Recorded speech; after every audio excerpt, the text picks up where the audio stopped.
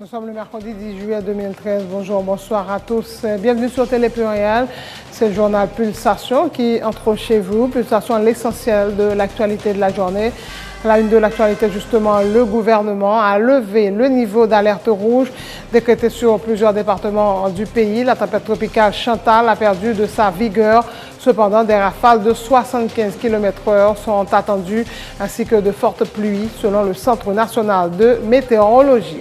Les examens du baccalauréat, deuxième partie, ont été reportés à la semaine prochaine, annonce le ministère de l'Éducation nationale. Une cellule de crise a été mise en place à la primature à l'occasion du passage de la tempête tropicale Chantal sur Haïti.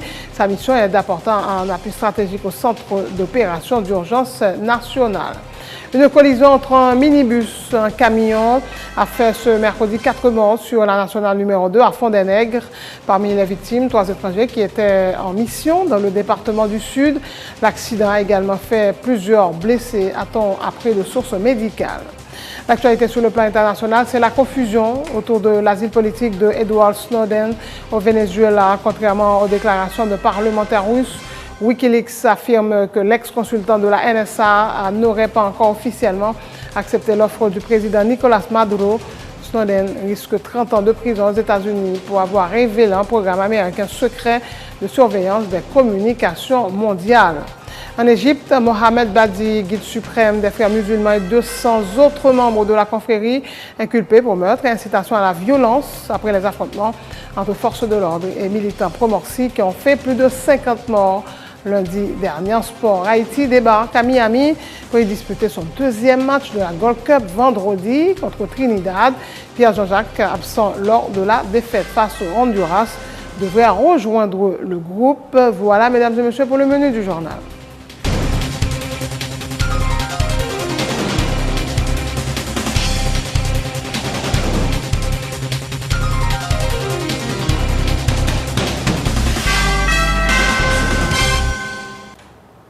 Chef, bonjour, bonsoir. En couverture de ce journal, le gouvernement a levé le niveau d'alerte rouge décrété sur plusieurs départements du pays. La tempête tropicale Chantal a perdu de sa vigueur. Cependant, des rafales de 75 km/h sont attendues, ainsi que de fortes pluies. Les précisions du directeur du Centre national de météorologie, Ronald Semelfort. Pour le moment, nous sommes capables de dire que Haïti n'a pas retrouvé dans une grosse enveloppe vent, force de tempête. Donc, nous ne pouvons pas recevoir vent à distance que lié au sud, sous la mer Caraïbe, là, au sud et département sud. Et nous sommes capables de dire que nous pas dans enveloppe et vent qui a une force tempête qui est capable de causer gros dégâts. Mais nous sommes capables d'enveloppe quand même des coups de vent qui à peu près un niveau dépressionnaire de dépression, coup de vent de 40 km/h, 30 km/h, il est capable de faire quand même quelques petits dégâts et dans quelques endroits. Maintenant, par rapport à la pluie, nous n'avons pas dire vraiment qu'il y a une grosse amélioration pour le moment, et parce que l'activité de la pluie va continuer pendant le reste soirée, pendant le reste nuit encore sous plusieurs départements dans le pays, et ceci toujours avec risque d'inondation, glissement de terrain, éboulement. On a rappelé que l'alerte que le gouvernement a lancé depuis hier, c'était une alerte par rapport à un phénomène qui est le cyclone. Cyclone ça, il y a un niveau, il y a une classe et tempête tropicale. Ça caractérise une tempête, c'est gros vent que le gain l'a donné et puis avec gros la pluie. Amélioration, nous dit qu'il y a c'est par rapport à gros vent. Ensuite, nous te dit tout, c'est un peu un caractère momentané. Parce que le modèle de prévision de trajectoire montré en quelque sorte que le poil remonter un peu par rapport à la distance que l'icône y a. Nous sommes capables de dire que porter force vent tempête, yo en dedans un rayon qui est à peu près 165 km. Or, il y a la distance que le centre de département sud, il y a plus de 300 km. Donc, nous pas en dedans rayon d'action force vent tempête. La directrice du Bureau de la protection civile appelle la population à la vigilance. Au niveau du système national de gestion des risques et des désastres, des dispositions ont été prises pour voler au secours des personnes en difficulté, assure Alta Jean-Baptiste. Toute structure, direction protection civile, centre d'opération d'urgence, mandé pour y été activé. Pour veiller au fait parce que selon toute analyse qui est faite pour le m'a parlé là, analyse yo faite pour le n'a parlé là, a bien l'appui toujours. Une heure de temps après, li ka changé. Il y a de bagaille que ou pas capable fin contrôler tout changement qui gagne. Mais pour qu'on y a côté m'a parlé là, activation li maintenu, surveillance li maintenu, nous demandons population pour restreindre mouvement yo, sauf moun qui senti yo pas en sécurité côté yo qui besoin de déplacer parce que gros l'appui pour qu'on rife. Disposition pour évacuation yo toujours maintenu, gagné en cellule qui gagne la Croix-Rouge là-dedans, direction protection civile, affaires sociales, la Croix-Rouge, OIM, que nous relais comité thématique évacuation à cabri provisoire qui a coordonné action ça yo dans non système national qui gérer risque et désastre. N'a continué faire veiller, centre d'opération d'urgence nationale l'a été activé, centre national météorologie l'a suivre évolution situation de minute en minute, l'a prêté en contact avec toute l'autre organisation régionale selon la loi qui régit système ça. Selon la loi, l'a prêté en contact avec eux en conférence tout le temps pour prendre meilleure disposition qui bon pour région et meilleure disposition qui bon pour pays, pas nous en particulier. Une cellule de crise a été mise en place à la primature à l'occasion du passage de la tempête tropicale Chantal sur le pays. Sa mission est d'apporter un appui stratégique au centre d'opération d'urgence nationale COUN pour une coordination efficace des cellules de crise de chaque ministère. Cette structure doit apporter son soutien à la mobilisation des ressources financières et humaines en vue de répondre aux préoccupations de la population. À cette occasion précise une note du bureau du Premier ministre qui rappelle que le gouvernement a mobilisé 60 millions de gourdes pour faire face aux dégâts que pourrait occasionner le passage de Chantal sur Haïti. L'exécutif appelle la population à faire preuve de vigilance et à respecter scrupuleusement les consignes de la direction de la protection civile. Les examens officiels du baccalauréat deuxième partie ont été reportés à la semaine prochaine, justement en raison du passage de la tempête Chantal sur Haïti. Les examens reprendront lundi ou mardi, selon le directeur du ministère de l'Éducation nationale. Suivez ce reportage de Emmanuel Paul. Pour la troisième journée des examens du baccalauréat deuxième partie, les candidats ont subi seulement les épreuves prévues ce mercredi matin. Le ministère de l'Éducation nationale a décidé de reporter à la semaine prochaine les examens en raison du passage de la tempête tropicale Chantal sur Haïti. Nous gagnons très forte possibilité pour Chantal gagner des impacts sur Haïti. Et là, pour nous protéger au maximum intérêt et candidats et faire examen, le ministère a décidé, avec protection civile, reporter examen probablement pour lundi matin, c'est-à-dire examen qui t'a fait après-midi à examen jeudi matin, reporté pour lundi de la semaine prochaine. Si les conditions météorologiques s'améliorent ce week-end, les examens reprendront lundi prochain ou le jour suivant, indique Jackson Pleto. Cette décision vise à protéger les candidats qui habitent dans les zones à haut risque d'inondation, fait savoir le responsable du bureau de l'enseignement secondaire. Oui, c'est confirmé. Alors nous dit éventuellement, si jeudi on a des problèmes majeurs qui permettent de ne pas reprendre lundi, nous reprendre le jour qui vient après. Mais pour l'instant, nous confirmons lundi matin, nous avons gagné reprise des examens qui reporté. C'est des décisions qui prennent pour protéger au maximum les élèves. Parce que je dis à nous pas qu'à exposer candidats à des rivières ou bien à des vents qui sont capables de frapper lui. Nous, vraiment, dans l'hypothèse pour nous protéger, ni dispositif nous élèves, nous renvoyer, nous reporter l'examen. Les candidats vont très certainement profiter de ces jours de relâche pour revoir certaines matières. Certains affirment avoir réussi à tirer leur épingle du jeu lors des 2 premières journées. Pour moi, je peux dire que tout le bien passé. Depuis que l'élève travaille, l'examen au bail là, la possible pour le faire. Examen de courage, de beau travail, normalement, on va faire examen ça. Bon, il n'est pas trop difficile. Je connais comme si élève vidéo pas. J'aime trop bon en maths, mais comme si nous faisons tout ça pour nous faire. J'ai été comme une élève normale. Je n'ai pas parlé, je n'avais pas de téléphone. Après ça, on ne m'a pas réprimandé. C'était vraiment cool. J'espère réussir parce que moi-même, je ne me vois pas refaire la philo. De toute façon, l'examen n'est pas trop difficile. Sauf que, vous connaissez mathématiques, il demande des temps.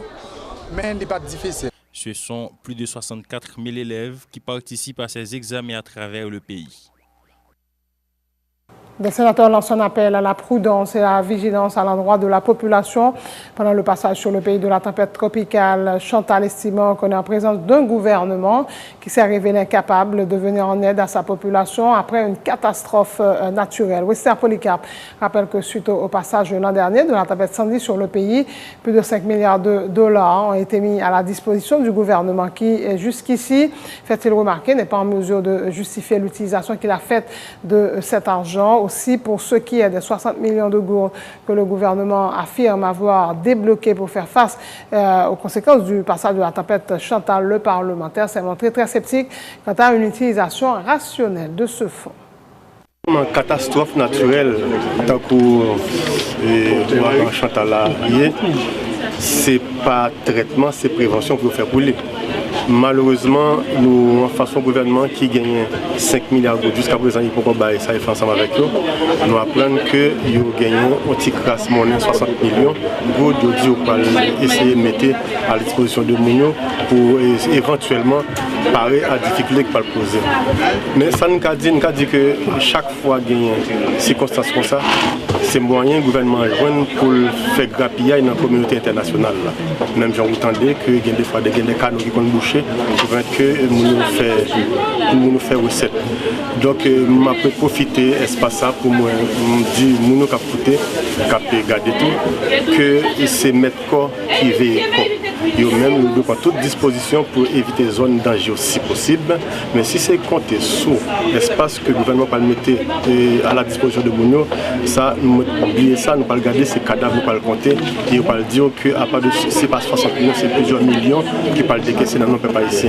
L'autre aspect de la question, nous ne pas rendre compte, c'est que nous avons une période d'épidémie, de grippe humaine, mais qui a à tout. Nous avons une période de choléra qui a explosé. Et ces périodes, justement, pour le choléra continue à faire des dégâts, nous tout le monde rappelle qu'il y a une principale bataille à mener actuellement là. C'est pour les Nations Unies dédommager les victimes contre la maladie choléra. Mais nous, dans ces circonstances, côté crise, on dit que par une explosion, une poussée de choléra, rien pas fait. Là où 60 millions, c'est justement pour acheter des kits, des sacs d'huile dans le Vietnam et pour acheter des bagages pour se séparer entre eux-mêmes ministres. Donc nous sommes très inquiets et nous pensons que la période Chantal va le passer, il ne va pas quitter grâce, malheureusement. C'était également l'avis du sénateur Fritz Carlos Lebon qui appelle la population, surtout les habitants du Grand Sud vulnérables, à faire preuve de prudence, de solidarité et d'esprit de partage. Le parlementaire fait remarquer que la plupart des travaux annoncés l'an dernier pour réduire la vulnérabilité de la région par rapport aux catastrophes naturelles n'ont pas été réalisés. Cyclone Sandy, le sud, c'était un département qui était plus frappé de cyclone Sandy. Et on a profité là de l'espace qu'on gagne pour nous capables d'alerter la population sud là, pour nous dire que nous capables très prudents et face à cyclone et Chantal, les gens qui étaient dans des zones qui à risque, pour faire des déplacements, laisser maisons et des maisons que tu vas considérer comme des maisons qui ne sont pas trop solides, puis capable de faire des déplacements et n'a demandé tout le monde dans le sud, tout le monde dans le pays, moun qui a moyen pour accueillir l'autre la caillou accueillir parce que ça yo qui était dans des zones qui vraiment vulnérables pour capable laisser et accueillir la caillou et ça que nous gagnons nous partager pendant le moment cyclone ça déjà tu gagné des rivières qui étaient doit curer qui pas de guette en fait et gagné des murs de soutènement qui dressés qui pas de guette en fait et tout de suite nous t'ai parlé après convocation il y a des travaux qui déjà est commencé et nous croyons que yo t'ai doué fait parce que saison ligant arrivé sur nous-mêmes mais pendant saison arrivée il y a des travaux qui a fait tout nous a souhaité que film qui charge yo sur place là pour que yo continuer avec travail que yo gagne yo et la profiter pour nous dire tout pas qu'attendre dans saison cyclonique pour travail ça au fait c'est des travail qui doit fait pour que ou capable et protéger environnement protéger et population c'est pas le dégât au fin fait ou aller comme pompier c'est pas le dégât au fin fait ou bral dit ou bral poter et nous dit et support mais déjà faut qu'il y ait des travail qui fait pour éviter des dégâts c'est ça qui est important et ça fait nous intervenir pour nous dire que le travail ça c'est des travail qui doit faire au préalable et n'a demandé au gouvernement pour le capable continuer dans ce sens-là pour le capable permettre que le travail ça exécuté dans tout département surtout dans le département sud. Dans le sud la situation a toujours été très vulnérable la zone sud là toujours très vulnérable sur la sortie là. Mais déjà on connaît c'est une zone qui à risque c'est une zone qui est très vulnérable chaque fois que gagne cyclone et inondation toujours frapper le sud et les gros vents tour lorsque vent souffler sous la mer et bien on connaît que c'est une côte que lié il toujours frappé en pile le sud. La grippe H1N1 a fait au moins un mort et contaminé plus de 11 personnes dans le département du Sud-Est. A indiqué la ministre de la Santé publique. La fièvre, la grippe, la toux sont certains symptômes de la grippe H1N1. Rappelle Dr Florence Duperval-Guillaume.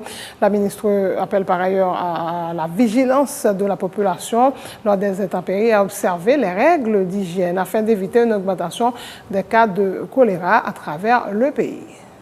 Nous avons 11 cas que nous détectons. Mais sur 11 cas, il y a un décès. Le décès c'était à Tiot et nous avons fait analyse post-mortem. Ça veut dire que le monde a fini de mourir sous cadavre, là, nous avons fait prélèvement. Donc, prélèvement, ça, nous avons analysé CARFA, qui est une institution de la CARICOM. Nous connaissons, nous faisons partie de CARICOM pour être capable de valider vraiment impression clinique que le TACA H1N1. Donc, moun ça a mouru effectivement de H1N1 parce que il était prend du temps avant que le allait dans l'institution de santé. Donc, il mourit dans le tableau de détresse respiratoire. Donc, oui, nous au courant, mais heureusement que nous arrivons à contrôler la situation. Donc, nous demandons aux populations, s'il vous plaît, nous découvrons 11 cas dans le sud-est, surtout dans les zones frontalières. Donc, s'il vous plaît, même dans la saison cyclonique, là, pour nous parler de saison cyclonique, même dans la saison cyclonique, là, annoncé, nous connaissons Chantal. Il faut que nous prenions des mesures, sensibiliser la population pour les laver les mains. Pas boire de l'eau rivière qui en cours cap descendre. Non. Il faut que nous cherchions de l'eau traitée pour nous boire ou bien acheter chlore, nous mettons dans de l'eau qui théoriquement est jugée propre pour nous sûr que nous ne pas boire microbes qui pourraient entrer dedans. Comme ça, nous n'avons pas prévenu H1N1, nous n'avons pas prévenu choléra et toute l'autre maladie diarrhéique, nous connaissons typhoïde, toute l'autre base. Donc, nous prions en grâce, aider nous sensibiliser la population sur l'aspect ça. Depuis nous, nous avons tous que nous avons des difficultés respiratoires à aller dans l'institution de santé pour faire examen pour prélèvement et nous traitement que nous méritons. Autre point de l'actualité, une collision entre un minibus et un camion a fait ce mercredi 4 morts sur la nationale numéro 2 à Fond-des-Nègres. Et parmi les victimes, 3 étrangers qui étaient en mission dans le département du Sud. L'accident a également fait plusieurs blessés, a-t-on appris de sources médicales. C'est la fin de ce journal. Le rappel des titres. Le gouvernement a levé le niveau d'alerte rouge décrété sur plusieurs départements du pays. La tempête tropicale Chantal a perdu de sa vigueur. Cependant, des rafales de 75 km/h sont attendues ainsi que de fortes pluies, selon le Centre national de météorologie. Les examens du baccalauréat, deuxième partie, ont été reportés à la semaine prochaine, justement en raison du passage de la tempête tropicale Chantal sur le pays. Une cellule de crise a été mise en place à la primature. Sa mission est d'apporter un appui stratégique au centre d'opération d'urgence nationale COUN. Une collision entre un minibus et un camion a fait ce mercredi 4 morts sur la nationale numéro 2 à Fond-des-Nègres. Parmi les victimes, 3 étrangers qui étaient en mission dans le département du Sud. L'accident a également fait plusieurs blessés, a-t-on appris de sources médicales. C'est la confusion autour de l'asile politique de Edward Snowden au Venezuela. Contrairement aux déclarations de parlementaires russes, Wikileaks affirme que l'ex-consultant de la NSA n'aurait pas encore officiellement accepté l'offre du président Nicolas Maduro. Snowden risque 30 ans de prison aux États-Unis pour avoir révélé un programme américain secret de surveillance des communications mondiales. En Égypte, Mohamed Badi, guide suprême des frères musulmans, et 200 autres membres de la confrérie inculpés pour meurtre, incitation à la violence après les affrontements entre forces de l'ordre et militants pro-Morsi qui ont fait plus de 50 morts lundi dernier. Haïti débarque à Miami pour y disputer son deuxième match de la Gold Cup vendredi contre Trinidad. Pierre Jean-Jacques, absent lors de la défaite face au Honduras, devrait rejoindre le groupe. Merci de votre attention. Bonne suite de programme sur Télé Pluriel.